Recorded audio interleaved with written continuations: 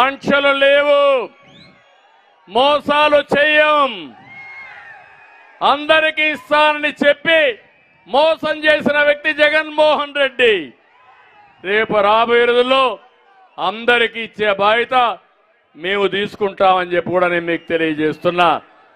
నేనే దీపం కింద వంట గ్యాస్ ఇచ్చాను, రేట్లు పెరిగాయి, వంట గ్యాస్ కనెక్షన్లు ఆటకెక్కాయి.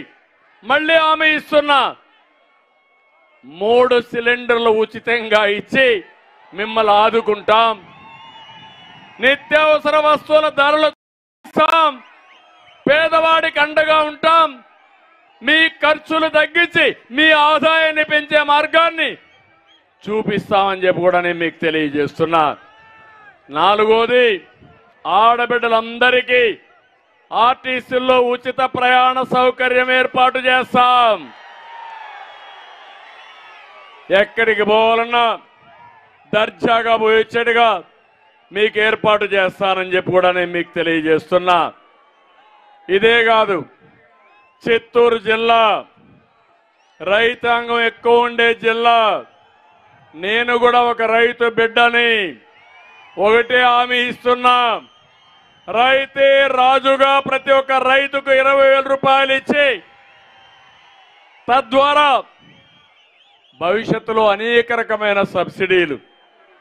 ఒకప్పుడు నేను మైక్రో ఇరిగేషన్ కింద తుంపర్ల సేద్యం, బిందు సేద్యానికి 90% సబ్సిడీ ఇస్తే దాన్ని కూడా నిలిపేశారు.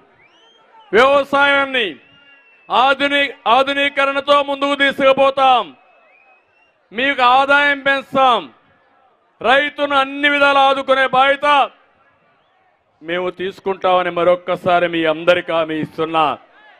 ఇది కాకుండా వెనుకబడిన వర్గాలకు ప్రత్యేకంగా సబ్ ప్లాన్ పెడతాం. ఎస్సీలకు, ఎస్టీలకు, మైనారిటీ సోదరులకి, పేదవాళ్ళందరికీ న్యాయం చేసే బాధ్యత ప్రత్యేకంగా మేము తీసుకుంటామని చెప్పి నేను మీకు తెలియజేస్తున్నా.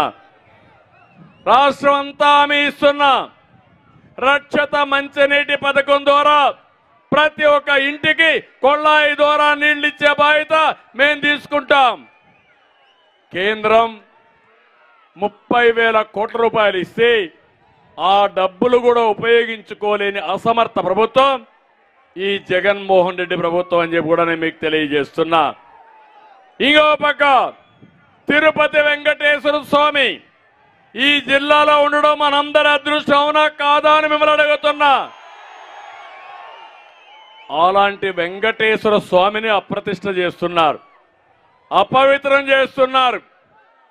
అక్కడ చూస్తే ఎన్టీ రామారావు గారు ఎప్పుడో పెట్టినటువంటి అన్నదానం ఈరోజు ఎక్కడికక్కడ సరిగా లేకుండా దెబ్బతినే పరిస్థితి వచ్చింది.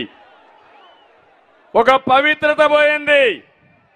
నేను ఒకటే చెప్తున్నా, వెంకటేశ్వర స్వామికి ఎవరైనా అపవిత్రంగాని చేస్తే, చెడు గాని కీలు గాని చేస్తే వాళ్ళని వదిలిపెట్టాం.